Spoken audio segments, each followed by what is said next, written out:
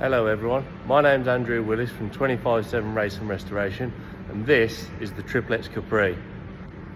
Now, she doesn't look like much, but for a car that's raced for over 40 years and in 2 different countries, she's bound to have a story to tell. So let's go through her story, what makes her so special and why she looks the way she does today. So here she is.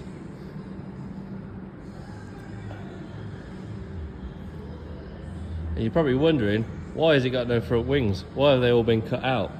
Well, let's go through her story. I did make this timeline from when she was built to present day with all relevant photographs. So let's start at the beginning. This Capri started out life as all race Capris did from factory, as a pre-production shell with no VIN number, no chassis tag, nothing. And they were all built from 1600 shells because they were lighter. The 1600 shells didn't have wing supports to the strut tops, and they also didn't carry on the chassis rail support further down the chassis. We believe the car was built by Roger Dowson in 1976 for Colin Vanderville. Colin Vanderville was sponsored by Triplex, and the car immediately went into Triplex livery when it debuted for the 76 season. Colin raced the car in 76 with marginal success, and raced the car also in 77, but missing quite a few races due to work commitments. Towards the end of the 77 season, Jerry Marshall was looking for a Group 1 drive. He was quite good friends with Colin, so he persuaded Colin to either rent the car or have the car off him for the 78 season, and Colin agreed. In 1978, Jerry Marshall managed to swing the deal to carry on Colin's Triplex sponsorship for the Group 1 Capri in 78, but also carrying on the sponsorship onto his production car racing with the Dolly Sprint and the Rover SD1 that were both in Triplex livery. Jerry's mechanic for the 78 season was John Westwood, who at the time was working at Broadspeed building the engines for the Jaguar XJCs, but wanted to be on the race team. Unfortunately, the race team was full, so he looked further afield, and Jerry was looking for a mechanic. So John took the chance and became the #1 mechanic for Jerry for the 78 season. I've spoken to him about that year, and he remembers it well, saying that at Alton Park it was raining, and he remembers that Jerry went off, kissed the barrier, not much damage, but pulled up at the side, got his cigarettes and his matches out the glove box, lit up a cigarette, and stood there talking to the ladies. John said that Jerry was quite successful in the car in the 78 season. Jerry did have one quite severe shunt. We believe at Brands Hatch it was testing. The car was quickly rushed to a local garage that was known to them. They threw on another inner wing, changed the front wings, give it a quick respray, and it was back out testing the day after. This crash was very significant to the car because it identifies it entirely. It was this corner that was stoved in, and as you can see, remnants of the damage is still apparent, but we'll go on to that later because that is a very key part to the identity of this car. So back to the story. Jerry raced the car throughout the rest of the 78 season with reasonable success, taking some podiums, but I don't believe he ever won in the car. After the season finished, it gets a bit controversial. So Jerry is believed to have took the car to a local garage that he knew. He quickly had it rubbed down, sprayed really bright orange, and sold it to a privateer at the end of 78. At some time after, Colin and him got together to discuss where the car was. They had a falling out, and I believe they never spoke again. So Colin was rather upset that Jerry had sold his car. And I believe that Colin was contacted about 5 or 10 years ago. Bear in mind, he's in his 70s now, and this was a long time ago, and he still is upset about it and doesn't want anything to do with the car. Anyway, on to happier, more controversial times. After the 78 season, it was painted orange and sold to a privateer. This privateer is believed to have done nothing with the car, and it sat in a airfield barn in Cambridge. An advert was put up for the car in 1984, and a racing driver from Kent called Ken Dawes, he spotted it and decided he'd quite like one of those, so he went down to see it. And I've actually spoke to Ken about this, and Ken said when he went to the barn, it was there, looked like it hadn't moved for about 5 years, which would tie up between 78, 84, that sort of time scale. It was sitting there, all the tyres are flat, there was crap all over the top of it, but it was orange, and it was sitting on 13-inch split rims. Now, most cars ran Minolites back then. Some of the cars was running split rims, but this car was still sat with flat tyres on its 13-inch split rims. So Ken bought the car, decided he'd just run it as it is. So he ran the car in Group 1 guys, with the split rims, still in orange. He was sponsored by Sutton Windows in Kent. And the story that Ken told me was when he was running it, his first race at Brands Hatch, he was coming down the hill up to Hawthorne Bend, and the prop shaft come off. And again, there's evidence of this in the car, and I will come to that later. After Ken had repaired the prop shaft, he carried on racing the car up until 1989.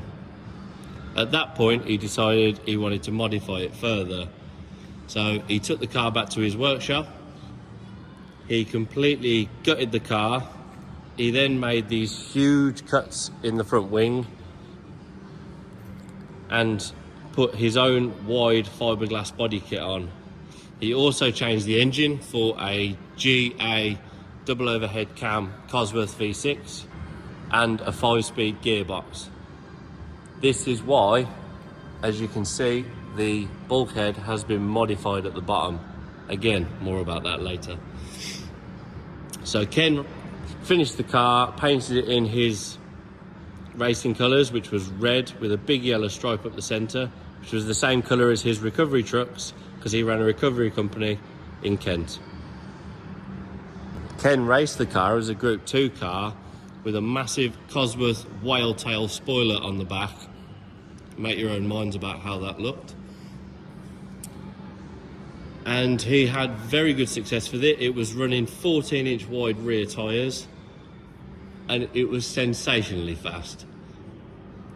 Ken told me that his last race in it was at Donington, where it was a rather big race, he told me, with a lot of GT cars there, and it was a lot of money to enter. He got to the grid after qualifying on the front row, and he'd forgotten his balaclava, but he thought, stuff it.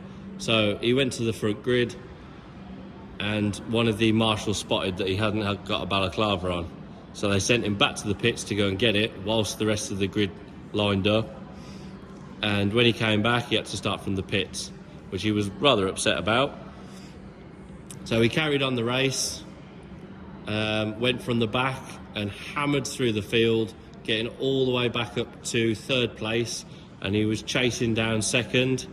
And he said his brake pedal was getting lower and lower and lower as they were getting hotter and hotter. He said he shouldn't really have done it, but it's racing. He went up the inside for second place. The brakes failed. He shunted the second place car. They both went off. The second place car rejoined, but Ken didn't. So he lost that race, was rather upset with the marshals, was rather upset with himself, went back to the pits. And what Ken told me was that a certain Mr. Rick Wood approached him in the pits and said, "That's a very nice Capri. Is it up for sale?" And he said, "You know what? I've had enough. It is." and Rick said, how much do you want for it? They discussed money and Rick bought it. And again, from my research, I believe that Rick didn't really do much with the car, possibly racing it once, but I haven't really got any evidence of that. It's what people have told me. But either way, Rick didn't really do much with it. So that was when Rick bought it off Ken. That was 1991. Rick had it until 1996, where he sold it to a guy called Luis Villalba in Spain. It was painted white and it ran in some form of open series in Spain before returning to the UK. The buyer in the UK was Jeremy Eason. Jeremy ran a Mark 1 Capri rally car, which he wanted to make faster. So he bought this car, took the engine and gearbox out of it, and then sold the shell. Jeremy then sold the shell to a guy called Mark Fowler in 2007. Mark had it for a number of years, not doing much with it, believed to have resprayed it and did all the bodywork, whilst doing his own research into the car. The number of years he had it takes us up to 2022, where it was purchased by a guy called Paul Mensley. So after Paul bought the car, he sent it to Premier Motorsport for them to delve deeper into it and see if they could find the actual history of the car. Harry at Premier Motorsport started to cut the body kit off with Paul's permission to reveal the blue and white colours along with the orange, which is rather conclusive on its own, but a lot of people didn't believe him. Harry did some further research into it, but with other projects on the go and Paul's campaigning his Sierras, the project was slowed and then stopped. Paul eventually decided to put the Capri up for sale, where Harry introduced me to it, and I decided that it's the kind of project that I would like. It's an original car and I would buy it. So Harry's place, Premier Motorsport, is 2 hours away from me, and I visited their place on 3 separate occasions with further photos, questions and other evidence concerns, doing my own research before I finally decided to part with the money and buy it. I got it back to my place and did more research into it, aligning photographs with bodywork damage from the day, and it lines up and confirms even further that this is the original shell of the Triplex Capri. So that's her story, and now what we're going to do is go through her evidence of how I came to decide that this was the Triplex Capri and not a fake. So as we walk around the car, the first thing that we was told, and it's pretty obvious, is the story about the orange, and you've got the triplex colours here inside the wing with the orange over the top. It's pretty obvious that. Same down here.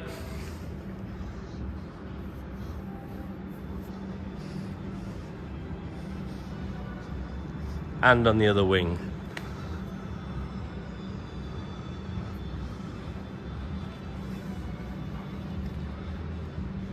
Now, when Premier Motorsport had the car, they did have it sandblasted and then etch primered, but Harry took tons and tons of photographs of what he found, the blue and orange that was oversprayed down the chassis rails, on the rear lights, inside the headlight bezels. I've got photographic evidence of all of that. So its most distinguishing feature is that, as I said earlier in the video, Jerry crashed this at Brands Hatch, and it was hastily put back together with a new wing and raced the next day. Now, as I told you at the very start, these were built from 1600 shells. Now, 1600 shells, like I said, don't have this support and don't have the extended chassis support here. If we look on this side, you can see the chassis support, sorry, the strut support and the extended chassis support here. Now this indicates that this wing is a later wing. Now this would have been put on after the crash. By the time that this crash happened in 78, the Ford had updated the Capri and made the facelift version of the Mark II, because this car started out as a Mark II 1600 shell. So this is a later Mark II facelift 3 litre inner wing.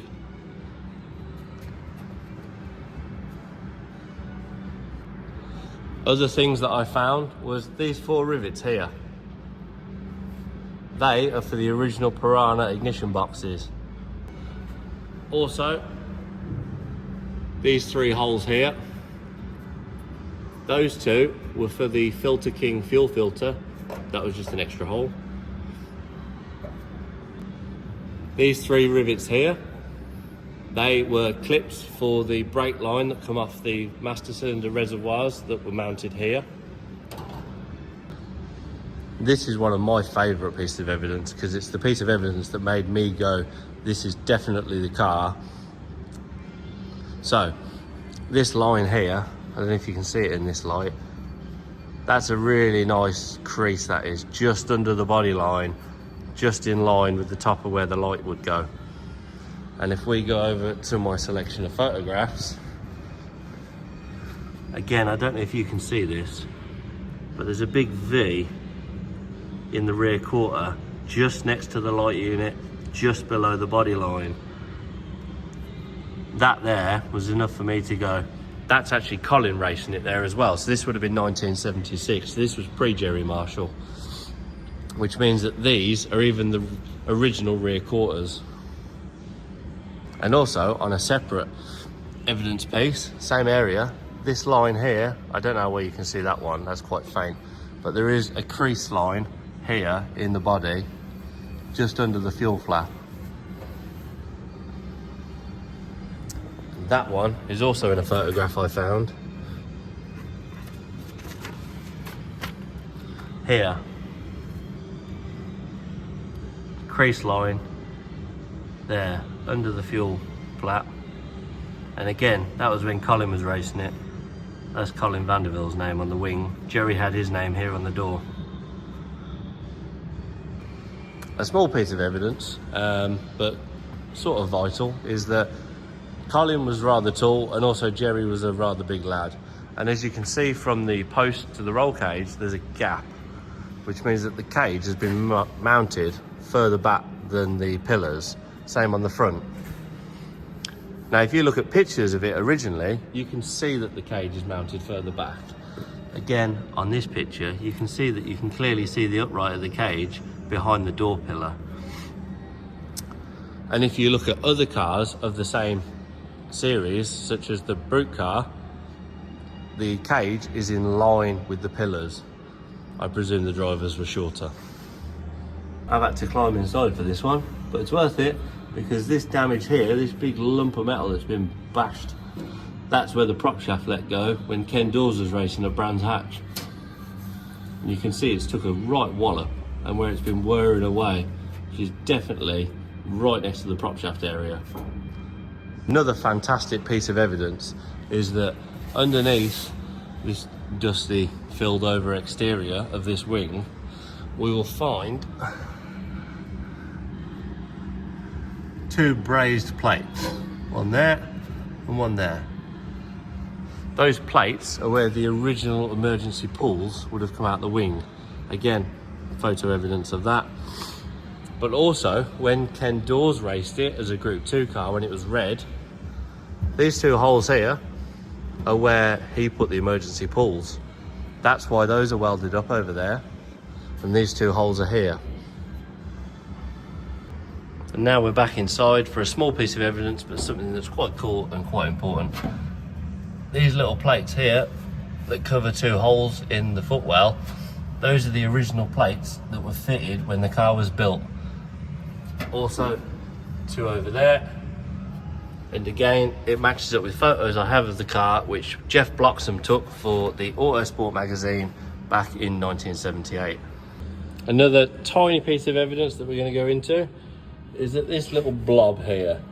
So the photos confirm it, that this blob here was a hole where Jerry had the seat mounted. He had it mounted further back, again because he was a rather large chap. It was a Cobra sports race seat from the 70s. This hole has been welded up now, but that's where the seat was mounted. Also, another important thing to add is that this car was built as a Mark II Capri, which ran the standard Mark II bonnet, front end, square headlights and small rectangle rear lights. Colin raced it like that in 76, 77, and when Jerry got it in 78, he also raced it like that. But after the incident at Brands Hatch, when they changed the front end, there's various pictures of it which look slightly odd. This was because they put a Mark II facelift, or what's known as a Mark III front end on the car, but it also ran Mark II rear lights still. And at the time, they couldn't get any headlights, so they just put pieces of cardboard where the headlights should be with pieces of tape over them, which looked rather funny. Once they got a pair of headlights, the car was then fitted with Mark II headlights in a Mark III front end, which also looked very odd. Before eventually, towards the end of the 78 season, they fitted it with the twin round headlights that a Mark III should have, completing the Mark III front end look, but still running Mark II rear lights. This isn't the original boot, unfortunately, because the original boot had been hacked up to put the whale tail on by Ken Dawes. So another very important specific to this car is these holes here. There's those, and they're also on this side. Now these are for the rubber straps to hold the boot down. Nearly every other car put them here. In fact, every car put them here. There wasn't another Capri that didn't have them here. So you would have holes here and then holes here with the strap going across diagonally. For some reason, when they built it, they put them sideways, completely 90 degree, attached to the boot on both sides. This is evident on all the photographs of the car from the rear, and all the other cars, as you can see, have them at about a 45 degree angle. It's another very important piece of evidence that makes this car what it is. So what's next for the old girl? Well, I've got all my evidence, I've done my research. It's definitely the Triplex Capri, it's definitely the original shell, and it's definitely worth saving. So the plan is to replace as little as possible and keep as much originality of the car. Obviously there's various things that need replacing. These wheel arch tubs have been completely cut out. Big hole in the rear quarter, big hole in the inner tub where the strut is. Got no boot floor. Same this side. Obviously it'll need new wings. These chassis have been modified. They'll need repairing and modifying back to standard. The bulkhead needs putting back to standard. Also the gearbox tunnel, that needs putting back to standard. And then hopefully, once all the shell's done, it's a case of getting all the right shiny bits, putting it back together, building it period sympathetically, but still competitive. Get her back wearing the Triplex livery and get her back trackside, so that many of you that remember this car can see it once again. So there she is. What a history. Please stay tuned for more updates as we carry on with her restoration. So if you've made it this far, thanks very much for listening. I'm sure it's been boring, but information has to be told some way. Hope you enjoyed it, and if you guys have got any videos, pictures, or any information on the car, I'd love to see it or hear about it. I'll put my email in the description. Please contact me. Thanks. Also, on a side note, this thing, people are wondering what the hell it is and what's it doing on the back of the race car. Well, let me tell you, some people have said it's a parachute for a drag car. Others have said it's a back bumper for a demolition derby car. It's neither of those. This is just part of a rollover jig that Premier Motorsport built. This is the rear mount, I've got the front mount, and we will sure use it.